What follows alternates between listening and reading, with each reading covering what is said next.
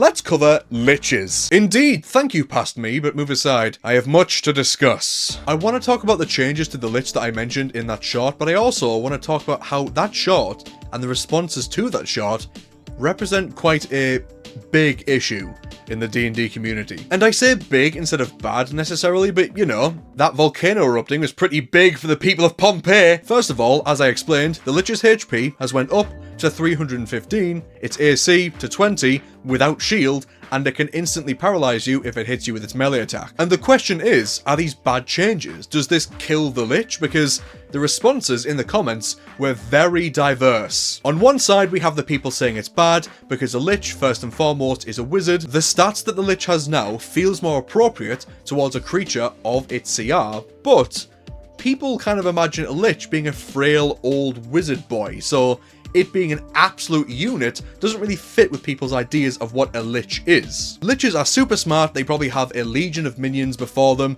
or maybe a lair full of traps as a buffer before you face them, but now they can just one-on-one the party, bare-knuckle boxing style. But then you have the other side, which say, it's a Lich. It needed to be more powerful, and now it is. This is great. Liches are supposed to be powerful, right? Then why were the old 5e Liches so weak that you could just flatten them in a turn? Now they feel more powerful like they should be. And of course, in answer to the people that said Liches should have an army and a bunch of traps to buffer them, you know you can still put those in, right? Now your players won't burn through a bunch of minions and traps and get to the actual proper climactic boss fight and it folds over like a paper plate in a rainstorm. But the reason I'm here, there was also a third category that I want to address. It's something that whenever I or other content creators or other people online talk about this concept, it never seems to land.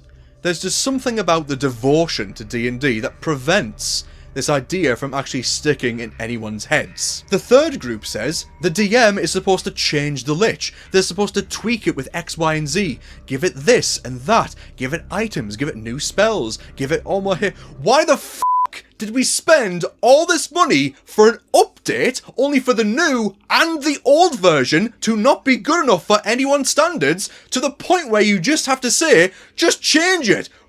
Why didn't I think of that? Why didn't I homebrew any of the old or new stuff? And instead I spent $200 on the new f***ing books when I could have just sat here and be told by you to homebrew it.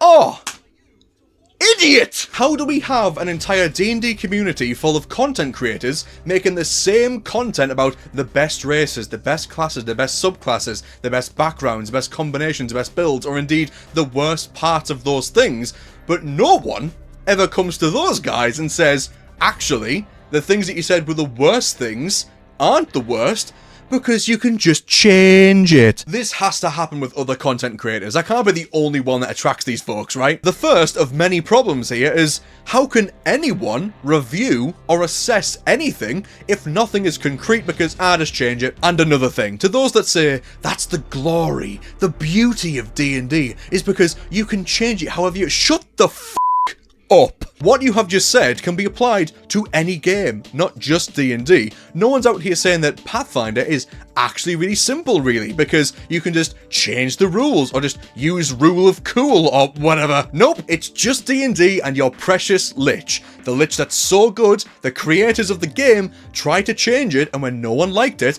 everyone started huffing as much copium as they could until they said, actually, it's your fault because you didn't change it enough from what they designed. Actually, it's fantastic that we can create our own homebrew as long as we spend $60 to buy the books first. Also, to those that said, Liches are this, they are this uniform thing. They are a smart wizard with minions and traps. They are XYZ. But then came along to my video about dragons where I said that dragons are kind of weird because they have X, Y, and Z, and said, no, actually, they aren't limited to X, Y, and Z, despite anything like what we imagine about the creature. If you're one of those people, you are my 13th reason why. This was also a thing with the Tarrasque. A short that made me miserable because the comments were absolutely baffling. People saying how the 5e Tarrasque is powerful, actually, because my DM let it fly, do extra kind of attacks, or regenerate. All things that aren't on the old or the new 5e stat block. What are you talking about? You know great worms exist, right? They have wings, they can fly, they can have a breath weapon. They're terrifying, they're monstrous. But you sit there and say, the Tarask is powerful actually, because I've homebrewed it and changed it. If they were fine, you wouldn't need to change it. And this is what I feel is crazy about the D&D community. To address the community and the content creators within it, we sat there and said, hey, look, D&D's on the rise with Stranger Things, Critical Role, and the loneliness of fear that came with lockdown, with the aim to keep people playing this one game, to keep thinking about this one game so we can make endless content to sell to your viewers. We've made so many defenses to justify any negatives about the game. You know why there are so many videos telling you how to make combat in D&D faster? It's because deep down, you want it to be over with. The rule of cool, decisions based on fun rather than the rules, the DM being the decider of everything so we can have them fill in the gaps, and also it gives us something to blame. All of these things put together because they're an excuse for the rules as written, because the rules as written just don't suit what you want. Have you ever considered why there's not a massive list of videos online telling you all their homebrew rules that they use for other games apart from D&D? It's because the people playing those games are using that game to fulfill a very specific playstyle, because that game is really good at fulfilling that specific game style. And that game that executes on a specific style of play, you would really enjoy it, because secretly, that's what you want when you play D&D, but it can only take you so far. But for some reason, you have this inherent fear of branching out into a game that you would actually genuinely much more enjoy than the game you're playing now. D&D is suited for what it is intending to do. All the good, all the bad surrounding D&D, if you think it's good, it's because it does exactly what you want.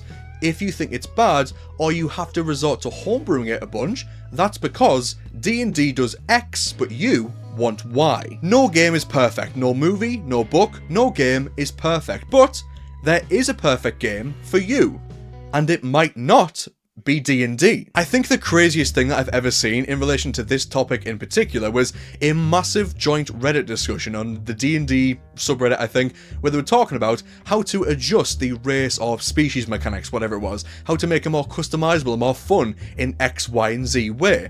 And one person sat there and pointed out, what you've described is exactly how it works in Pathfinder. And when he said that, it's like he announced a slur in public. Why do we sit and think that if you like D&D, then Pathfinder needs to be the inherent enemy?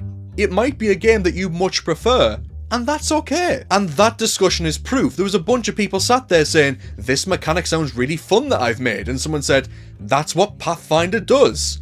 And as a result, this thing that you think is cool and you would enjoy playing, you can. Just not in D&D, in this other game. That's okay. The best part of all that discussion was seeing people that said, that's a great idea, I love that, let's do it. And then for someone to say, that's what Pathfinder does, and those same people turned around and went, no, it's terrible now, it's terrible. Actual madhouse. If you've been sat foaming at the mouth at the mere mention of anything negative towards D&D, here's how you make a D&D Horror Stories Reddit post just spawn in. Step 1, gather your friends round to play D&D. Simple. Step 2, play by the rules.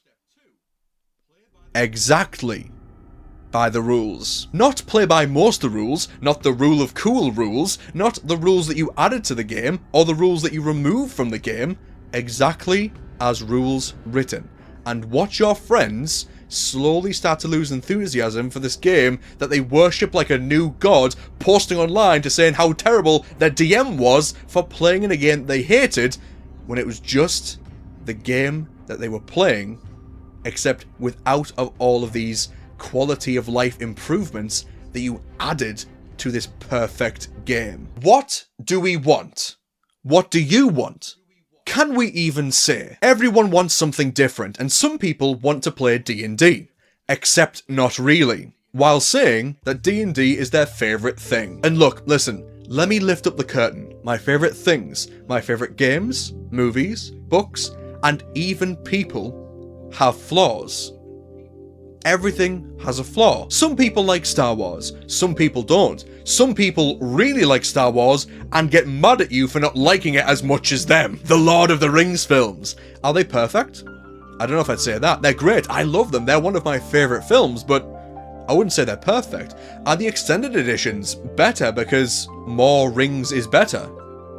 That's up to you. We can like and dislike the same things. That goes for everything, but we can't sit here with gallons upon gallons of copium over the little negatives in everything that we like. We have to be able to assess and address things. That's how things improve. That's how things get better. But trying to make D&D the omni game, the every game, twisting and changing the rules till it fits how we want it to be, even if it's very hauntingly similar to other games, but no, we only play D&D, and trying to force every setting into D&D because we don't want to play anything else, sci-fi, things that don't fit into D&D, it's madness. If you want a cyberpunk setting, then play a game that allows for that to happen. If you like D&D, that's fine. You can. I've had fun with it. You have. And shockingly, despite what I've said in this video, if you think a rule is weird, or you think a monster is weird, if the Lich or the Tarrasque isn't up to scratch with what you want, then go for it.